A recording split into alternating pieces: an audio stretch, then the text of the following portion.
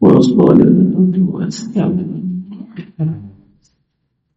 أشرف علم المستعملون سيدنا مولانا محمد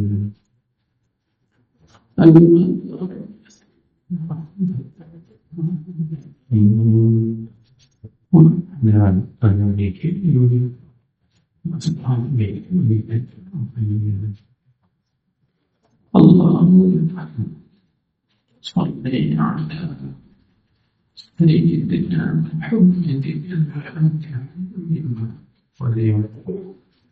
والخاتم لما سبق بمنزله الحق بالحق والهادي إلى صراطك المستقيم وعلى آله وأصحابه حق قدره ومقداره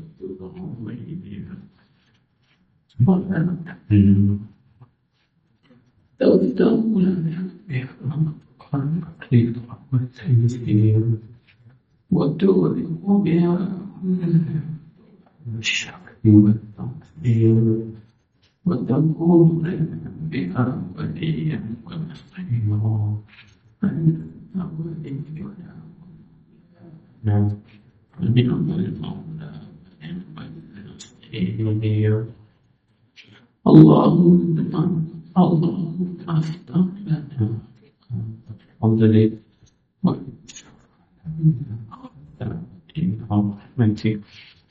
برحمتك يا الطاهرين وبجاهه سيد الأنبياء والمرسلين أمن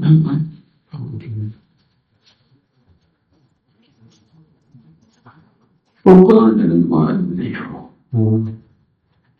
حفظه الله تعالى ونفعه به وبعلومه وبركاته وأسراره وأنواره في الدارين آمين يا رب العالمين.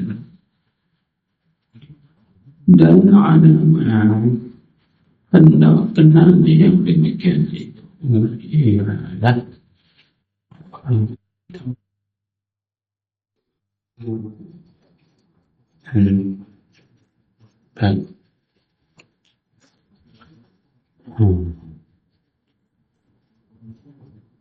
Jadi setelah kita mengetahui apakah makna ubudiyah, yaitu meninggalkan ikhtiar dan mulazamah wal i'tiqad, itu makna ubudiyah.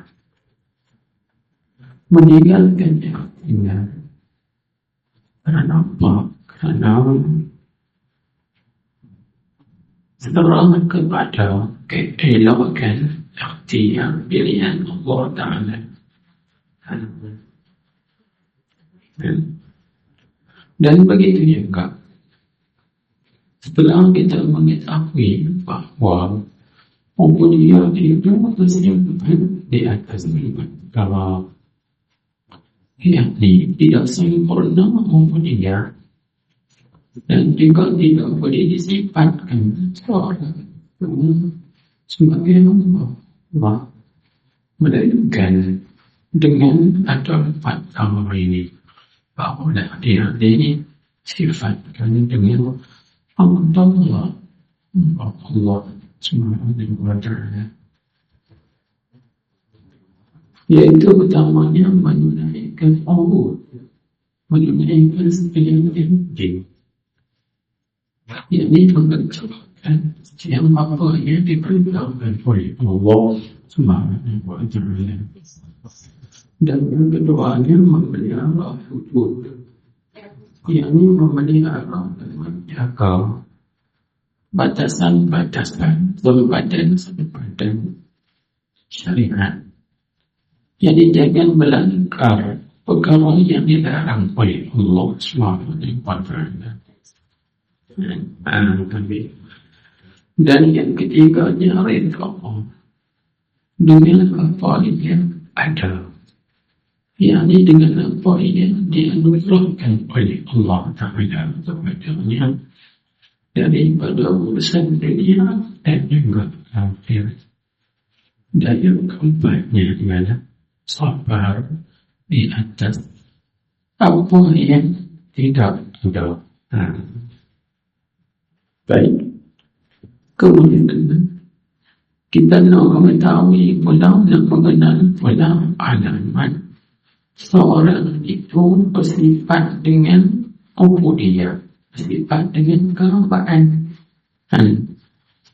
Jadi katanya dalam alamat Allah Ta'ala yang demikian itu, demikian ubudiyah itu, alamat kita nak kenal sifat kehambaan seorang itu kepada Allah Subhanahu wa Ta'ala. Ia adalah safatul tauhid,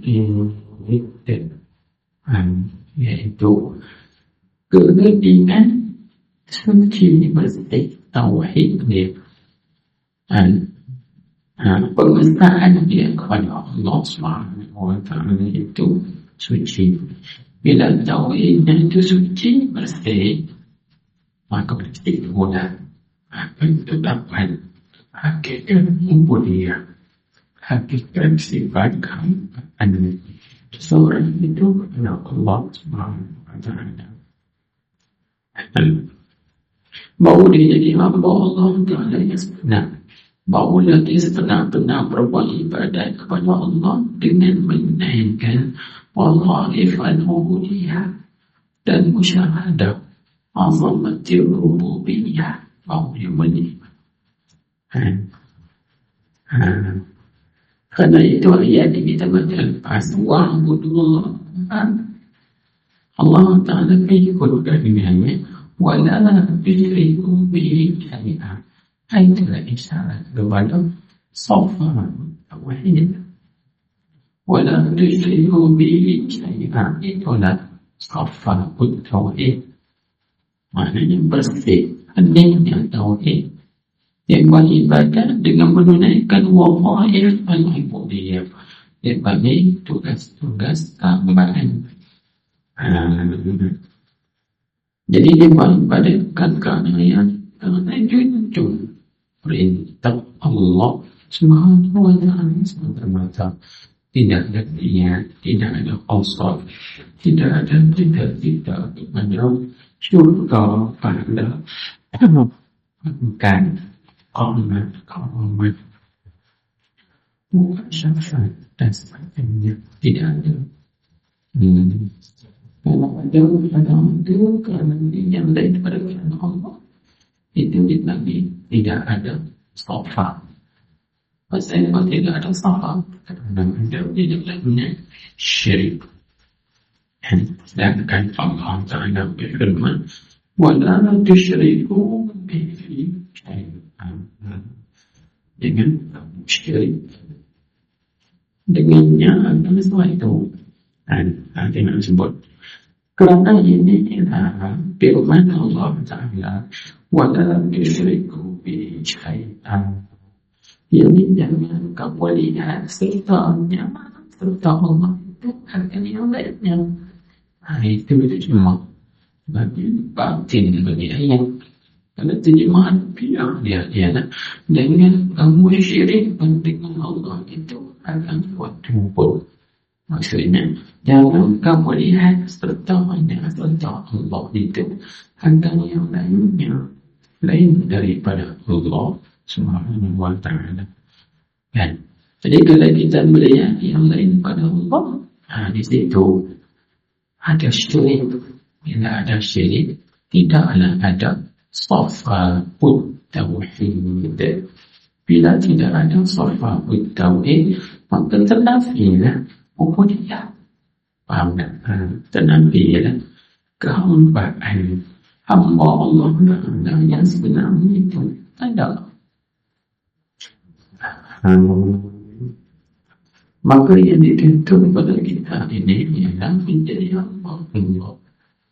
Apa maksud menjadi hamba Allah?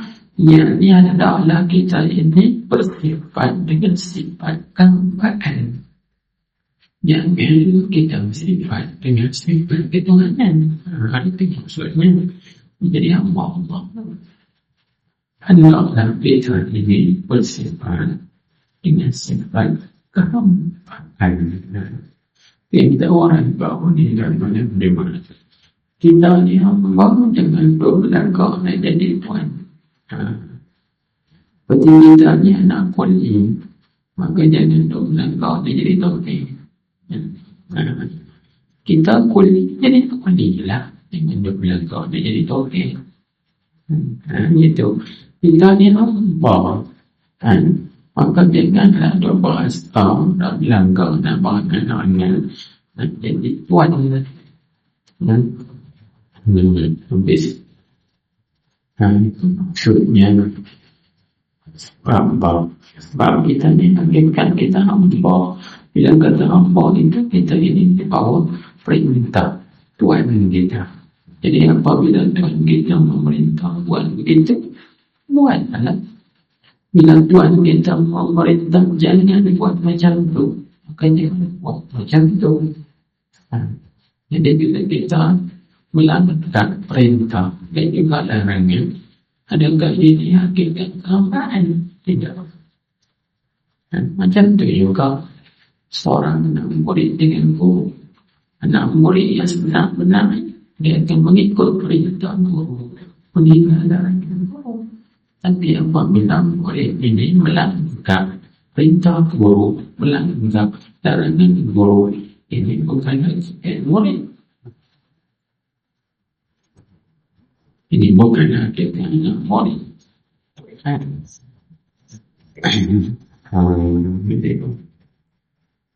Baik.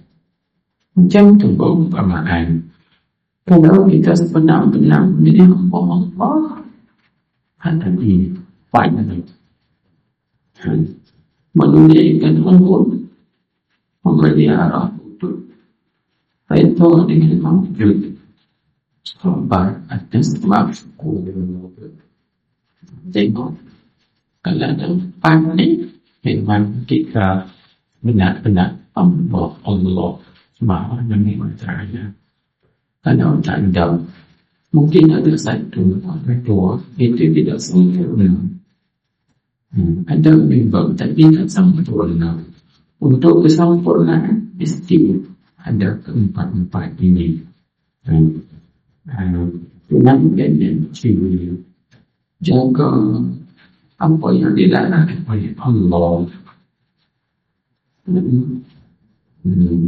Redha dengan apa yang ada. Sabar dengan apa yang tak ada. Amin. Menghadirkan kehambaan Allah Subhanahu wa Ta'ala yang sebenarnya. Baik. Seperti itu bagaimana bisa dikatakan macam kemuliaan sertanya Allah itu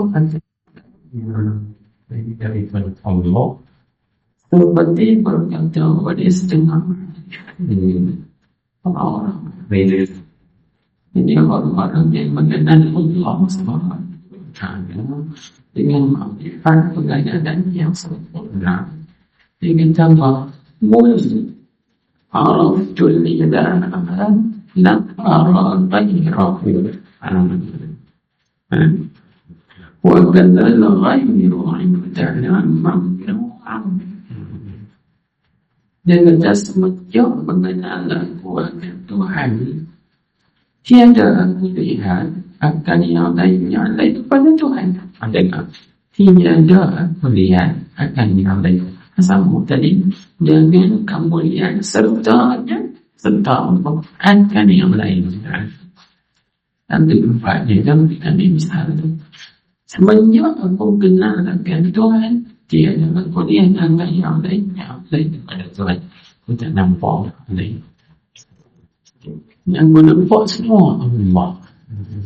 Syuhud pandangan mata hati. Ini yang disebut sebagai apa? Marah itu syanya indah warna itu aku tidak melihat suatu melainkan kemudian Allah pada suatu itu. Wa marah itu syai'an indah warna itu aku tidak melihat sesuatu melainkan aku melihat Allah beliau sesuatu itu. Wa ma ra'aytu syai'an illa wa ra'aytu Allah ba'da kami. Aku tidak melihat sesuatu melainkan aku melihat Allah selepasnya selepas sesuatu ini. Kita ada kita hidup menjadi ilmu makrifat mengenai Allah tapi itu nampak lain juga. Itu tanda hati kita belum lagi ada safa'ut tauhid, kebersihan yang dengan tauhid. Orang yang ada dalam hatinya kebersihan tauhid, kemuliaan tauhid, maka dia tidak akan memandang kepada yang lain daripada Allah. Hanya daripada Allah yang dipandang mata hatinya, syuhud mata hatinya, dan semua dinampak daripada Allah. Seperti mana yang Allah berfirman dalam Quran, Qul kullun min indillah. Katakan oleh Muhammad Rasulullah, kullun semuanya, baiknya, buruknya, min indillah, dari sisi Allah.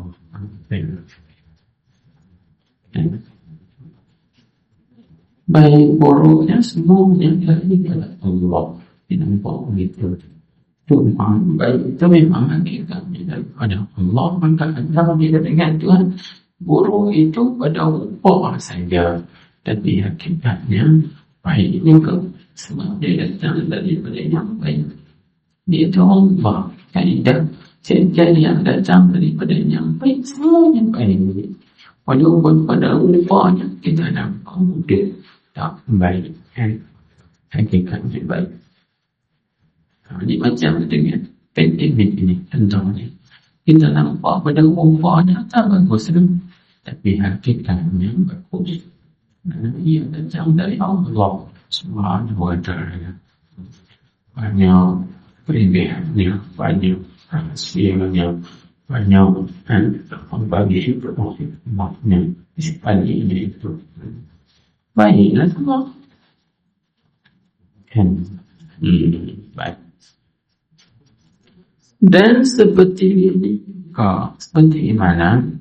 Jadi seperti tidak aku lihat akan yang lain itu menunjuk aku kenal Tuhan ini. Seperti itu juga yang lainnya lain pada Tuhan. Mana? Di sisi kami ini maknanya arifin. Di sisi orang arif, mana tertengkar, tertengkar. Yani kami tak nampak yang lain. Itu. Tak nampak. Pasal kita tak nampak kerana hati kita ini satu arah saja. Satu arah saja. Dia tidak ada dua arah. Sebagaimana dalam Al-Quran firman Tuhan, "Ma ja'alallahu li rajulin min qalbayni fi jawfihi." Allah Ta'ala tidak menjadikan bagi seorang itu dua hati di dalam dada dia, dada hati. Artinya apabila hati kita ini berhadap kepada Allah, maka kita nampak dari yang lain. Begitu sebaliknya, kalau hati kita berhadap kepada yang lain pada Allah, maka kita tak nampak Allah. tak nampak Allah. Jadi itu tak nampak Allah adalah ibarat hijab. Tak nampak. Kalau bahasa kasar dipanggil apa? Dipanggil sesat di dalam ilmu. Mana dia mengaji benda itu semua daripada Allah, bahagikan ibadah. Tapi bila jadi dekat dia sesat dengan ilmunya. Banyak orang sesat dengan ilmunya. Jadi dia bagi sesat di dalam cahaya. Maka sesat dalam cahaya lebih bahaya. Banyakkan begitu orang berilmu, dia sesat di dalam cahaya. Sesat dengan ilmunya. Kerana dia tidak terbuka hijab. Dan apa yang dia pelajari, kadang-kadang apa yang dia pelajari, dia terhijab. Dia nampak orang, dia tak nampak juga. Itu dari hijab ni ilmu namanya itu. Seperti kita nak cerita terhijab dengan ilmu ni, bukan kita tak belajar. Tok guru pun kadang-kadang terhijab dia dengan ilmu dia. Bagaimana? Contoh, di Papuan ini ada satu orang bapa. Bapa ni saya ingat nama bapa yang waktu. Mama mati. Bini dia mati. Bila bini dia mati, dia jadi kemurungan. Tak semangat, tak mengajar, tak semangat. Semua tak semangat. Sehingga hampir-hampir nak ditutup pondok dia. Dan tak mengajar. Orang nak ziarah pun dia tak mau jumpa dia. Tak mau jumpa.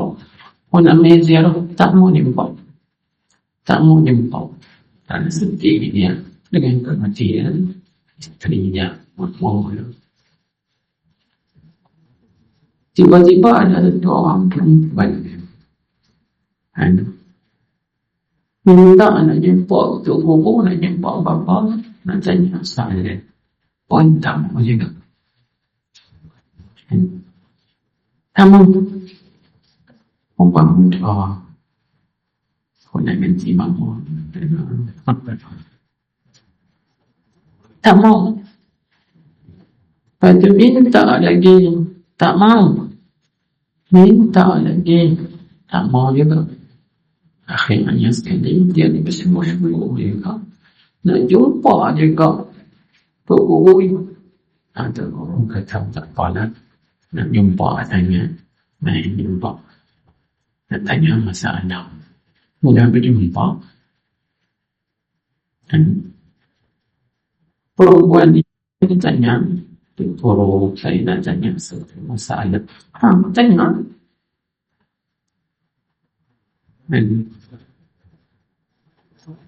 Apa masalahnya?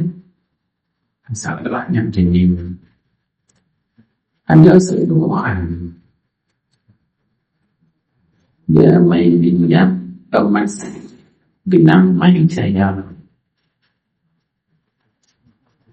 pun bagilah bilang main.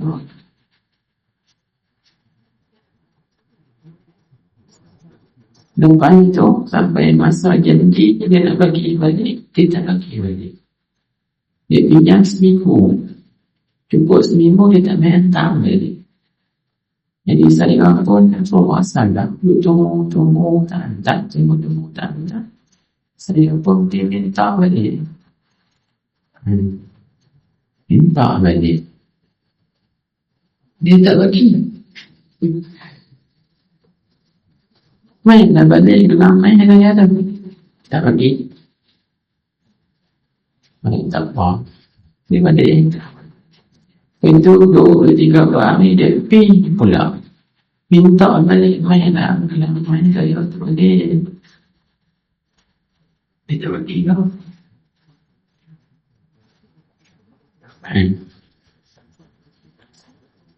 Kali yang ketiga dia tekan. Hari ni kopi bagi tak bagi kau ambil. Dia pergi. Kawan tu tak bagi juga. Last kali dia tak dia ambil juga. Orang balik. Tidak orang balik sampai dia umur. Maka dia fikir balik. Masa menyesal lah. Aku pergi ambil rampai ni. Jadi soalan saya untuk guru, salahkah tak salah macam itu? Soalan dia tahu. Tu guru pun jawab, nak salah, bawa gelang. Dia ambil balik, bukan ambil hak dia, hak faham tak? Tak ada salah apa.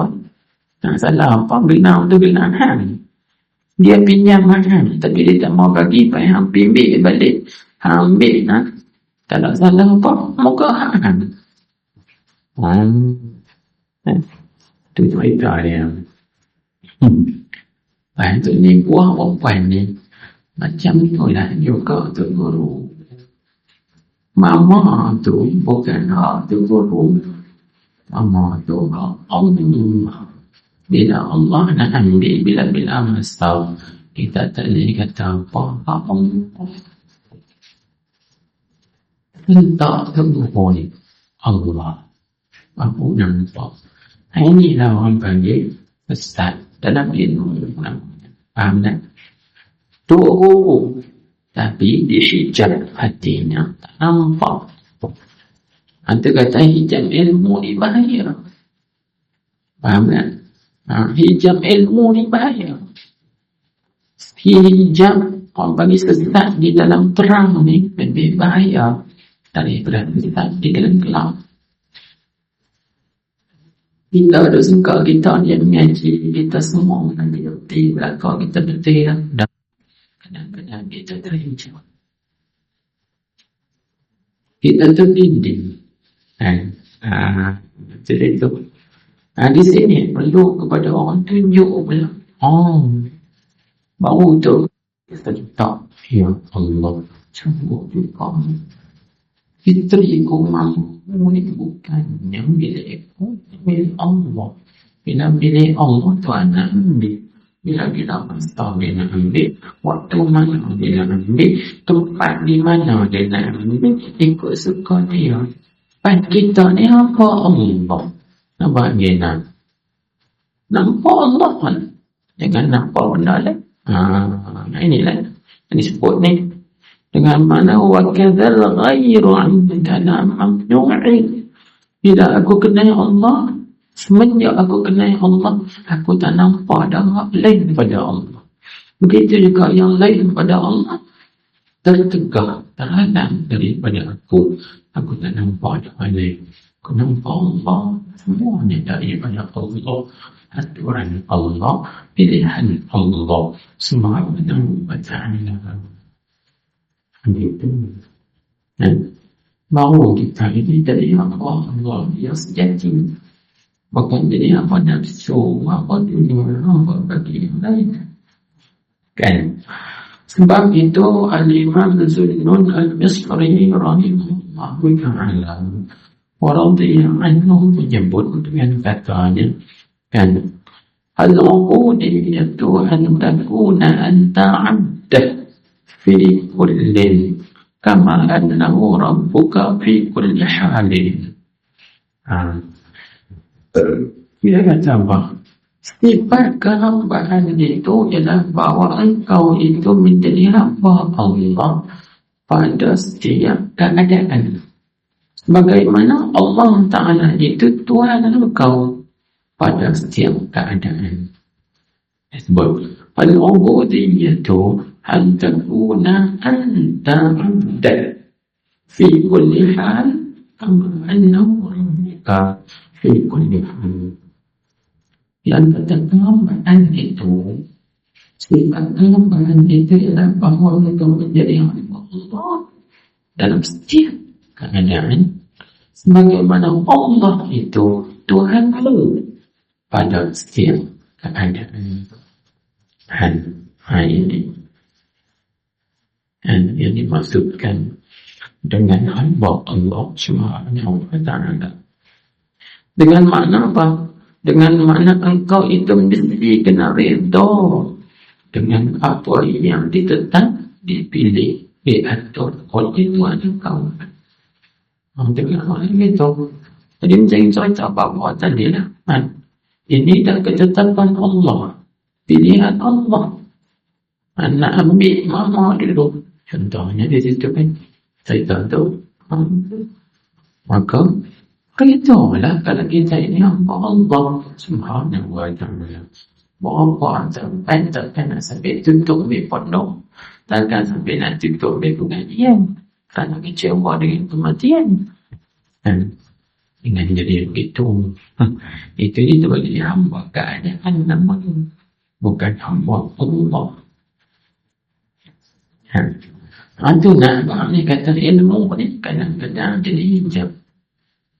Apabila hubungan hati kita dengan Allah tidak kuat, ini bagi sesat di dalam cahaya ataupun bagi sesat di dalam ilmu, bahaya. Bahaya. Ambil pelajaran. Cerita itu diceritakan oleh seorang guru kita juga masa mengaji di sana. Baik. Kemudian tengok juga sebut. Dan berkata arifin yang lain. Yang lain daripada arifin tadi. Tadi tengah arifin. Ini orang arifin juga. Jadi sebab apa kita menunjukkan perkataan mereka.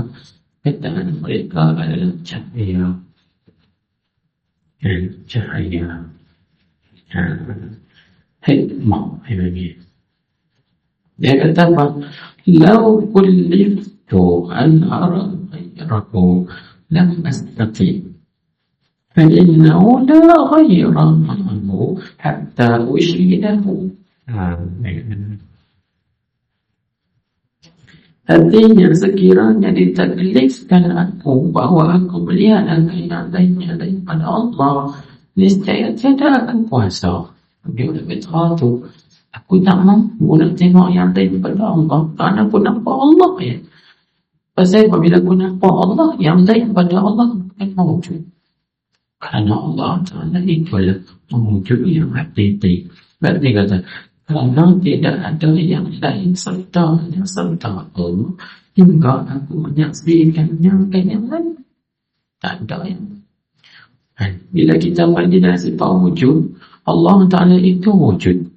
Maka zat Tuhan itu mewujud. Di sini sebut la mawjud illa Allah. Tidak ada yang benar-benar ada melainkan Allah. Jadi yang lain pada Allah ada. Tak ada. Sebab bila kata sini, kalau ditaklifkan aku lihat yang lain pada Allah, lam astati, pasti aku tak. Nak mempunyai sebab yang lain pada Allah bukan ada. Kerana yang ada sebenar-benar adanya ialah Allah jua. Ini istilah daripada mana? Setelah mendapat ma'rifah, sebenar-benar ma'rifah, dan juga telah hasil sebenar-benar ubudiyah, kesempurnaan sifat kehambaan dia terhadap Allah Subhanahu wa ta'ala. Maka dia nampak yang lain. Kerana pada pandangan mata hati yang lain daripada Allah bukan ada. Annaha la wujuda laha. Annaha ainal aghyar, benar-benar yang lain pada Allah itu la wujuda laha. Tidak ada baginya pada hakikat. Cuma yang kita nampak ada ini macam pinjaman ya. Kalau kita perhati pada ayat kullu man 'alayha fan wa yabqa wajhu rabbika dzul jalali wal ikram. Semua yang ada di bumi ini akan binasa. Yang kekal Tuhan engkau saja. Itu isyarat kan. Begitu juga syair yang disyairkan oleh Lubaid yang Nabi kita memujinya. Hasdahu kalimatin qala syairu kalimatin Lubaid. Dan yaqulu ala kullu syai'in ma qala Allah batilu wa kullu na'imin la mahalatan sahilu. Ada sebut syair yang dalam kitab Syama'il Muhammadiyah. Nabi kata kalimah perkataan yang pernah diungkapkan oleh seorang penyair yang benar, iaitu kalimah labid atau lubaid. Dan beliau berkata, ketahuilah semua perkara yang lain pada Allah batil, bohong, kabut. Allah sajalah yang benar. Ala kullu syai'in ala ma qala Allah batil, kullu syai'in ma qala Allah batil. Setiap perkara selain daripada Allah semuanya batil. Maka perkara ini wafatkan dengan Al-Quran. Al-Quran tersebut juga kullu syai'in halikun illa wajhah. Semua perkara binasa kecuali sifat Allah Ta'ala saja yang tak binasa. Habis yang disebut di sini itu kita alamat itu dia kita nak mengenal pasti sifat kehormatan yang sejati. Baik, habis itu bertengkar dengan orang yang lain. Wa'budu Allah wa la tusyriku bihi syai'an. Ya, menyandingkan ubudiyah yang sebenar-benarnya. Ataupun dalam bahasa orang yang lain, Allah telah menyuruh kita ini beribadah dengan menunaikan tugas-tugas ubudiyah, tugas-tugas hamba dan masyarakat kepada Allah. Keagungan dan juga kebesaran ketuhanan itu. Dan di situ sebenarnya kita menjadi Allah dalam setiap keadaan. Jangan menjadi hamba bagi setiap keadaan, tapi jadilah hamba Allah di dalam setiap situasi. Kamu jangan jadi hamba bagi setiap situasi. Bila atau hamba Allah dalam setiap situasi dengan Allah setiap situasi kita sama. Jauh beza antara duanya itu jauh berbeda. Baik, maka kita tengok pula hadis Nabi Sallallahu Alaihi Wasallam dan bahwa maqam ubudiyah itu adalah semulia-mulia maqam, sempurna maqam di sisi Allah Subhanahu wa Ta'ala. Ingat, telah bersabda Rasulullah Sallallahu Alaihi Wasallam, walakin qulu Abdullah wa Rasuluhu. Imam Al-Jambiri itu. Jadi di sini kita ambil apa yang ada. Hadis ini dia ada pada ya pakai ya mana tengok di kosongan ada Nabi. Dan kosongan kabar ini tidak mau. Jadi pangkal hadisnya ialah la tutruni kama atrahatin nasara. Ada riwayat Aisyah bin Maryam, ada riwayat itu. Ini mengikut beberapa riwayat. Walakin qulu Abdullah wa Rasuluhu. Tapi ada beberapa riwayat. Ada riwayat katakan itu. Walakin, ada riwayat walakin qulu ana Abdullah wa Rasuluhu.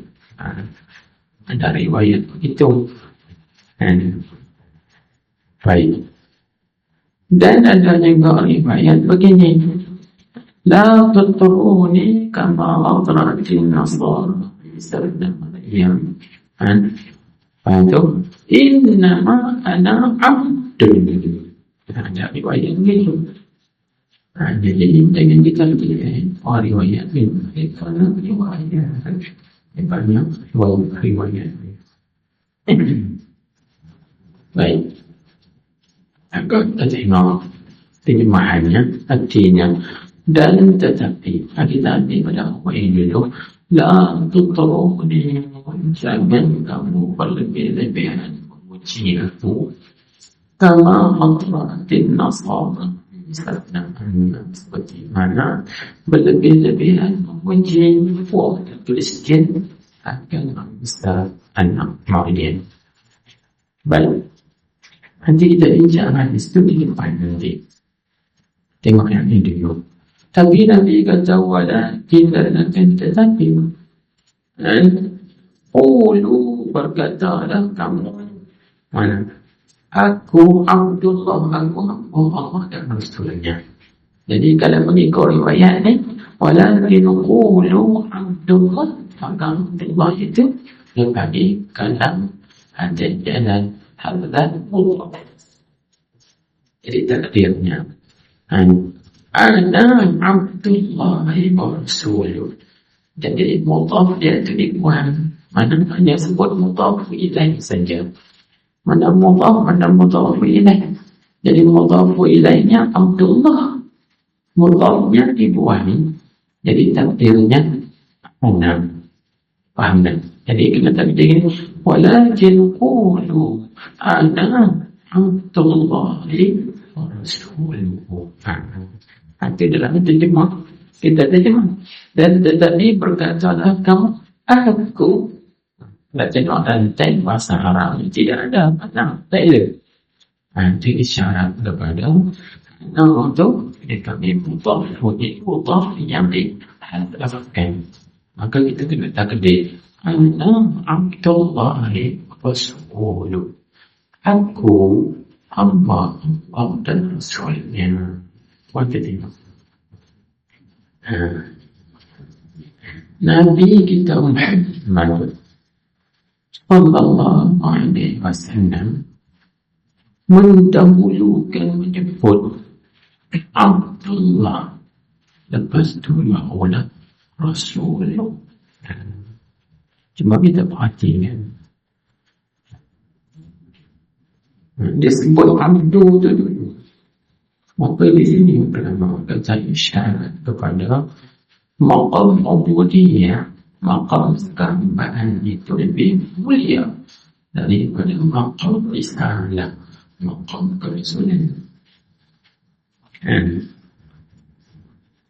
Jadi apa? Jadi kalau kita tengok pada hadis, Nabi kita melarang memuji mujanya melebihi seperti mana melampau memuja-muji Kristian dan Nabi Isa, sehingga mereka menganggap Nabi Isa itu Tuhan. Ada satu puak lagi mereka menganggap Isa itu anak Tuhan. Ini berlebih-lebihan, sehingga menafikan apa? Sehingga menafikan ubudiyah pada Nabi Isa. Karena mereka menganggap Isa itu Tuhan, maka ternafilah sifat ubudiyah pada Nabi Isa. Faham tak? Dan dia menyebutkan rububiyah pada Nabi Isa. Itu salah. Maka Nabi kita larang, kamu nak puji aku tak apa, tapi jangan sampai menafikan sifat ubudiyah aku, sifat hambaan aku terhadap Tuhan. Faham tak? Jadi seperti mana kita memuji Rasulullah dalam majlis maulid Nabi, Faslahid Nabawiyah, Madaih Nabawiyah, pujian-pujian terhadap Nabi, Qasidah memuji pujian Nabi. Ini tak salah selagi kita tidak puji Nabi sehingga kita menganggap Nabi itu Tuhan, menafikan sifat kehambaan. Itu yang salah. Bila kita puji Nabi sampai kita menganggap Nabi itu Tuhan, bukan apa, ini salah. Itu salah. Jadi Nabi kata, Kalau nak puji aku puji, tapi aku tetap sebagai hamba Allah dan juga Rasul. Jangan kamu puji, jangan kamu mengatakan, jangan kamu ihtirafkan aku ini Tuhan. Jangan gitu. Itu maksud daripada perkataan ini. Baik. Yaitu maknanya apa? Maknanya sekali lagi sepintas lalu, artinya apa? Artinya Nabi kita manusia macam kita juga. Pada dalam ayat Al-Quran Allah Ta'ala berfirman, Innama ana basyarun mislukum. Hanya sahaja aku ini manusia, orang macam kamu. Maknanya kalau kamu tu hamba, aku juga hamba. Pandai. Gitu. Tapi yang lebihnya aku sikit daripada kamu mana? Yuhi ilayya. Innama ana basyarun mislukum yuha. Aku lebih tamanya. Aku diwahyukan oleh Allah. Tapi kamu tidak. Tapi tentang ubudiyah, tentang ubudiyah. Dan aku hamba juga. Macam kamu juga hamba. Baik. Maka kita kena jaga adab. Walaupun kita kata kita ni sama. Sama manusia orang. Tapi kena ingat. Tak lazim daripada Nabi kita itu menjadi hamba Allah. Yang lain pun jadi hamba Allah. Jadi Nabi dengan kita sama atau pada pangkat. Tidak. Wallahi tidak. Demi Allah tidak. Ubudiyah Nabi lebih sempurna, lebih lengkap, lebih mulia daripada ubudiyah kita. Jadi ubudiyah itu sama, tapi tahap ubudiyah, level ubudiyah tidak sama dengan ubudiyah kita. Itu sebab ni yang dibuat oleh Imam Busiri, Muhammadun basyarun, la kal basyar. Muhammad ni manusia macam kita. Tapi ingat, manusia dia bukan seperti manusia biasa. Tapi dia manusia luar biasa. Dengan mana apa? Dengan mana basyariyatu laisan ka basyariyatina atau ka basyariyati ghairi. Sifat kemanusiaan Nabi tidak seperti sifat kemanusiaan kita. Ataupun tidak seperti sifat kemanusiaan orang lain. Karena sifat kemanusiaan Nabi itu lebih sempurna, lebih mulia, lebih lengkap di sisi Allah Subhanahu wa Ta'ala. Jadi kita baca bagi tadi kan, tasyrif Muhammad dengan tasyrif Adam. Walaupun sama dapat tasyrif, tapi tasyrif Muhammad lebih atam wa akmal wa Allah. Lebih lengkap, lebih sempurna, lebih agung daripada tasyrif Adam alaihi salam. Begitu juga. Ubudiyah Nabi kita Muhammad sallallahu alaihi wasallam lebih sempurna, lebih mulia, lebih besar dan agung daripada ubudiyah orang lainnya. Jadi kita kata, dalam Quran Tuhan sebut, dan Tuhan ayatkan perkataan Nabi, Innama ana basyarun mislukum. Hanya sahaja aku ni orang macam kamu juga.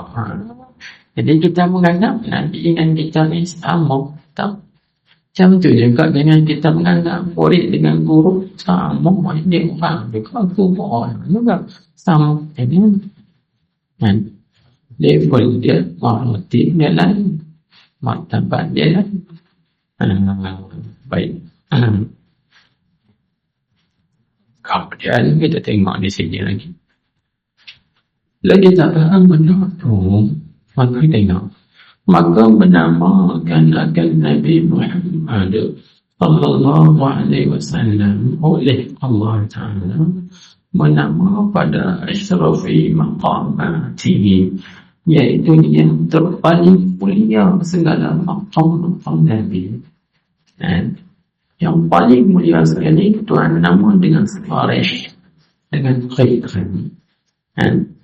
pada firman Allah, wa annahu lamma qama Abdullah yad'uhu, dalam surah Al-Jin ayat 19. Tuhan sering sebut nama qama Abdullah. Tengok. Artinya, dan bahawa sesungguhnya tak ada berdiri hamba Allah. Siapa Allah itu? Iaitu Nabi Muhammad sallallahu alaihi wasallam. Orang ibadat dia akan Tuhannya. Allah letakkan Nabi kita maqam ubudiyah pada maqam dakwah. Maka menyebut Allah Ta'ala akan Nabi kita itu pada maqam dakwah kepadanya, kepada Nabi, sebut dengan ubudiyah. Mana? Qama Abdullah, itu ubudiyah. Kita tengok kan, ada Abdullah ini disebut daripada Nabi-Nabi yang lain. Kita tengok dalam Quran, ada Allah Ta'ala sebut kepada Nabi Adam itu Abdullah. Ada Idris, ada disebut Abdullah. Ada Idris, Nabi Adam, Idris, Nuh, Saleh, Ibrahim, disebut Yaqub, Ishaq, Ismail. Ada sebut dalam itu. Tengok dalam Quran, ada sebut mereka Abdullah. Tidak ada. Yang disebutkan pada mereka ialah nama-nama mereka. Ya Adam, ya Dawud, ya Zakaria, ya Saleh, dan seumpamanya. Tetapi Allah Ta'ala menyebut pada Nabi kita dengan nama-nama dia yang mulia, Abdullah. Jadi itu. Dan juga Nabi, Allah Ta'ala panggil Nabi kita ini dengan panggilan mulia. Ya ayyuhan Nabi, ya ayyuhar Rasul, ya ayyuhal Muzammil, ya ayyuhal Mudaththir, ya Yasin. Nama Nabi kita ya Yasin, ya Yasin, ya Sayyidul Mursalin. Wahai penghulu sekalian Rasul, ketua sekalian Rasul, pemimpin sekalian Rasul, panggil nama-nama itu. Baik. Dan firman-Nya kita baca dalam masjid ini mudah-mudahan. Nanti kita bahas ayat ini lagi. Kami akan datang al-maqamul Muhammadin, al-maqamul Muhammadin. Jangan dikit lagi. Dia kata artinya apa? Firman Allah Ta'ala, Alhamdulillahilladzi anzala bil kitab wa tabi'ana wajan Al-Kahfi ayat 1. Artinya segala puji tertentu bagi Allah yang telah menurun ia Allah kata hambanya seperti hambanya abdi. Tengok dalam ayat saya Arab, dan abdi Abdillah. Jadi dhamir ini itu merujuk kepada Allah. Alhamdulillah. Abdi Abdillah. Kan? Jadi kalau orang tanya kita pula, beza dengan ayat tadi, qama Abdullah, itu isim zahir.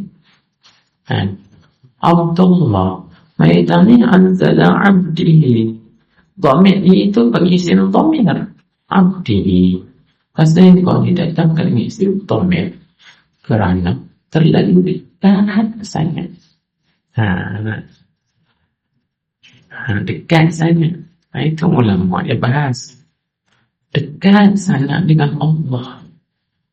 Abdi, Abdillah. Ini maqam Muhammadi namanya. Tapi maqam Muhammadi pada apa? Pada inzalil kitab.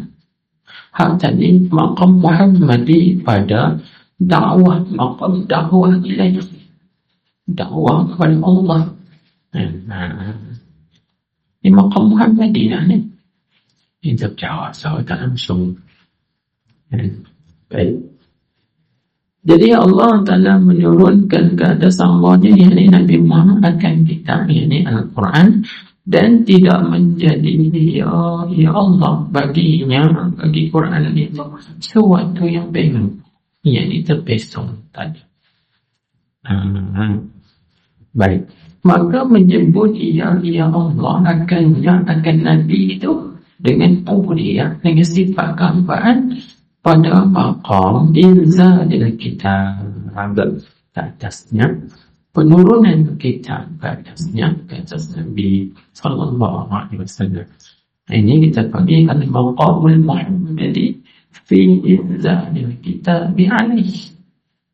Ini maqam Nabi Muhammad pada penurunan kitab ke atasnya, yakni ke atas Nabi Muhammad sallallahu alaihi wasallam. Baik, ini disebut hati.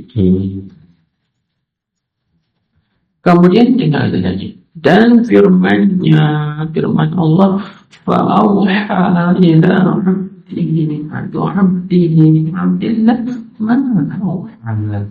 An-Najm ayat 10. Artinya, maka mewahyu ya Allah kepada hamba-Nya tu. Siapa hamba? Yakni Nabi Muhammad sallallahu alaihi wasallam, apa yang dia wahyukan. Jadi dalam ayat ini Allah Ta'ala sebut maqam Nabi Muhammad yang nama al-maqamul muhammadi pada apa? Pada maqamil wahyi, maqam wahyu. Maka menyebut ya Allah akannya ditambah dua titik. Akannya akan Nabi Muhammad sallallahu alaihi wasallam itu pada maqamil wahyi. Tengok, ni maqam wahyi pada maqam wahyi. Dan firman-Nya semua maqam bersalam. Subhanalladzi asra bi 'abdihi ila al-Isra ila satu. Artinya Maha suci Tuhan yang memperjalankan hamba-Nya. Tu'abdihi. Siapa? Nabi Muhammad sallallahu alaihi wasallam. Pada malam, ini malam Isra. Maka menyebut dia akan nanti dengan mulia, jadi dengan sifat kehambaan itu pada maqam Isra. Sebab itulah diriwayatkan dalam hadis, ahabbul asma' ilaihi, yang paling disukai nama-nama di sisi Nabi kita siapa? Iaitu Abdullah. Nama yang Nabi kita paling suka, Abdullah. Begitu juga nama yang paling suka oleh Allah di sisinya kepada hamba-Nya adalah Abdullah. Engkau Abdullah, keadaan engkau kau kami Nabi Sallallahu Alaihi Wasallam. Alhamdulillah, Allah puji Tuhan yang menyaksikan.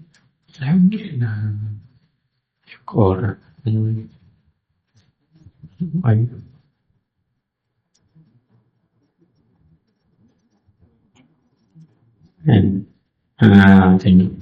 Jadi pada maqam Isra ni, dalam banyak-banyak waktu, ini waktu yang paling mulia sekali di dunia bagi Nabi Muhammad sallallahu alaihi wasallam. Kan waktu disebut oleh ulama, Lailatul Isra asyrafu awqatihi fid dunya.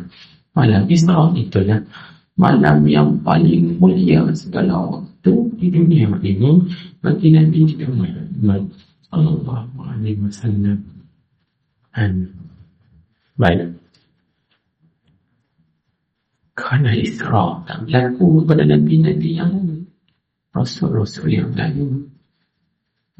Mi'raj pun begitu juga. Ini khusus bagi Nabi kita Muhammad sallallahu alaihi wasallam sahaja. Baik. Itu dia antara keistimewaan Nabi sallallahu alaihi wasallam.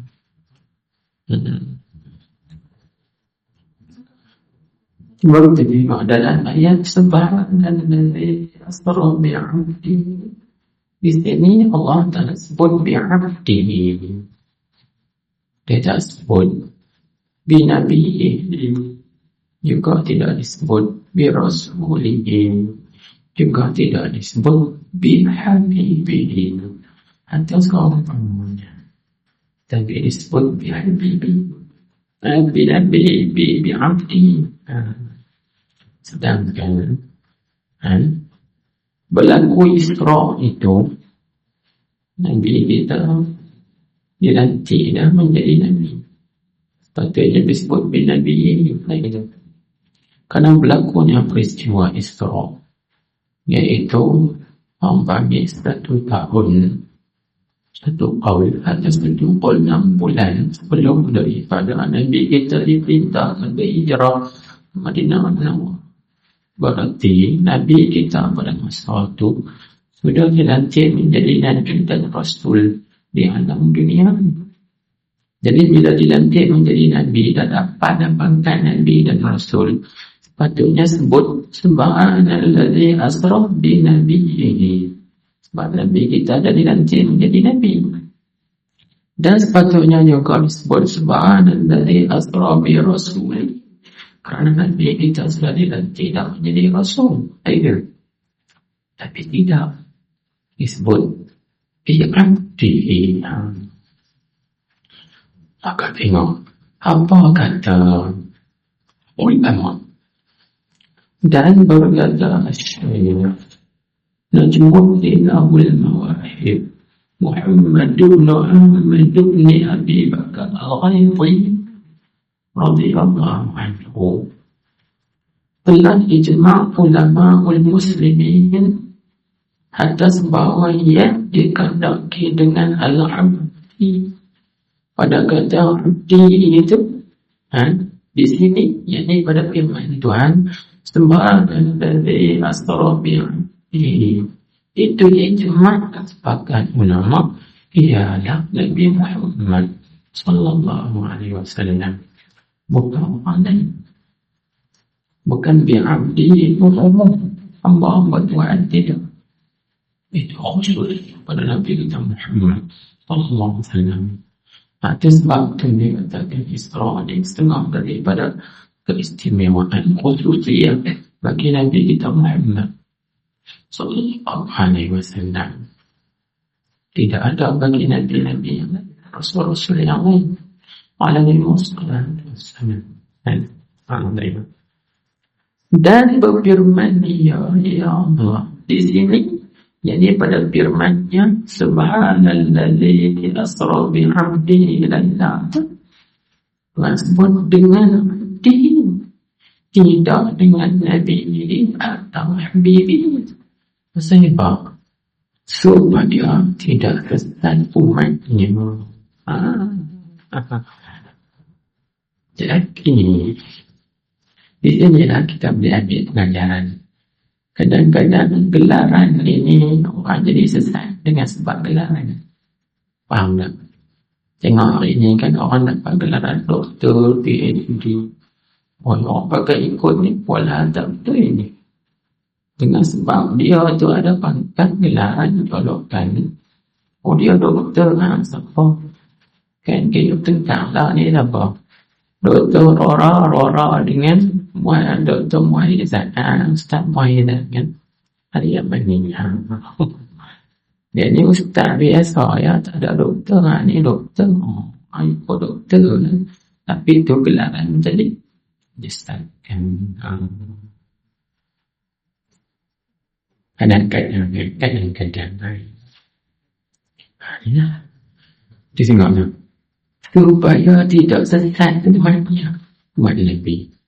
Kalau letak Nabi atau Rasul atau Habibi, takut kan. Sedangkan Nabi kita maksum tak. Ini hikmah ni. Tengok seperti puak Nasara atau seperti puak Nasara, puak Kristian, mereka sesat. sehingga mereka menganggap Nabi Isa itu anak Tuhan. Itu dipanggil Kristian Nestoriyah. Kan kita baca awal ni kan, Kristian itu ada 4 form. Kristian Nestoriyah, Kristian Yakubiyah, Kristian Israeliyah, Kristian Malakaniyah. Dengan juga lagi tanda Fred Asbian. Jadi Kristian Nestoriyah mereka mengatakan Nabi Isa itu anak Tuhan. Kristian Yakubiyah mereka kata Isa itu turun dari langit kemudian naik balik ke langit. Kristian Israeliyah mereka anggap Nabi Isa itu Tuhan.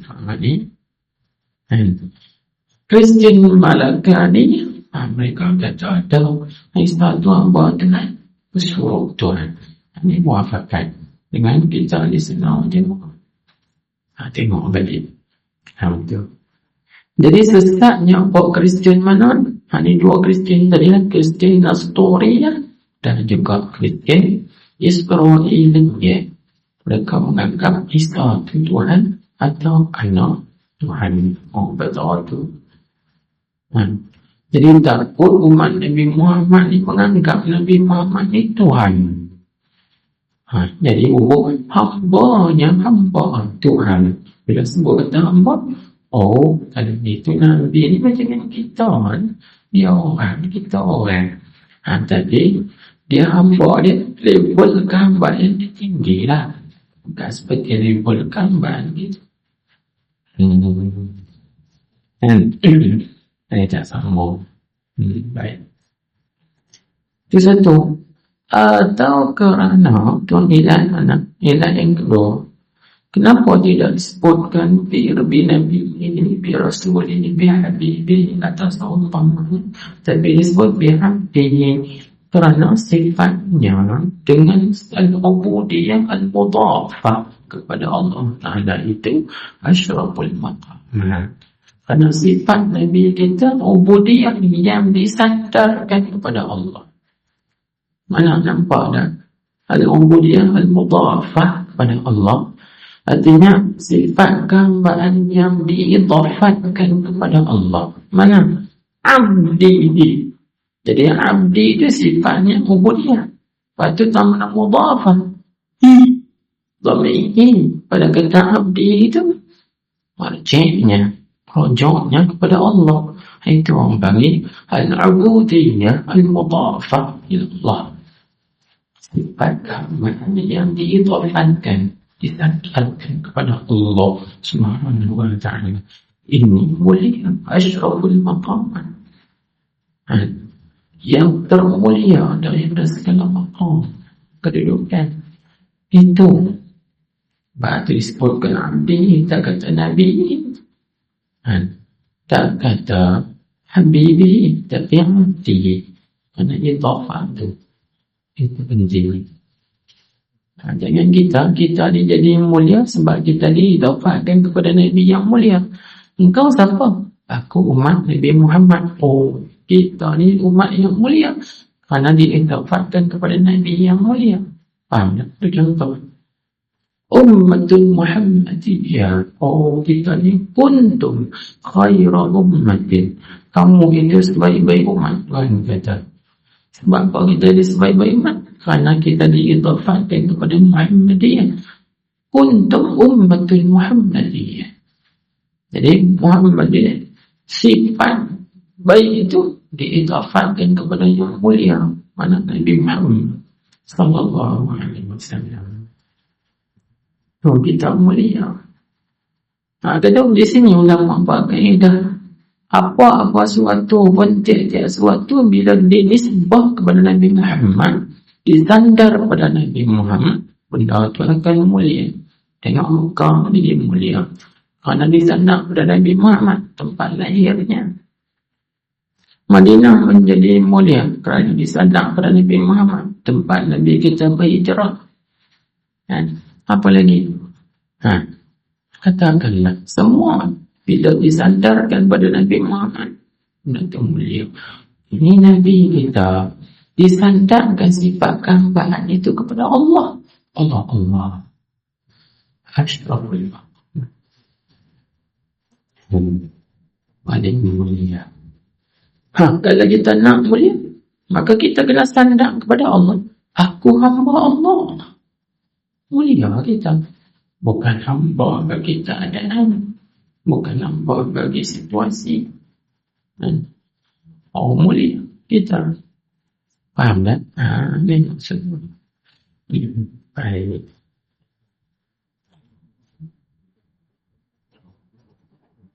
Dan berkata Al-Ustaz Abu Ali radhiyallahu anhu masih diulang Allah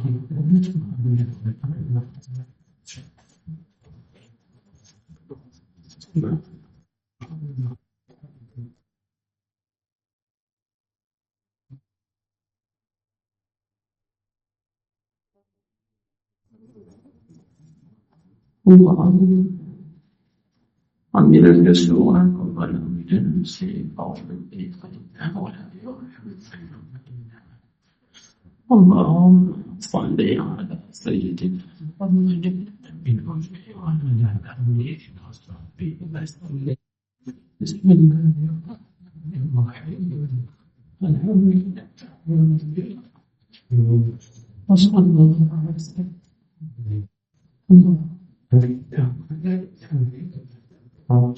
وإن شاء الله دائما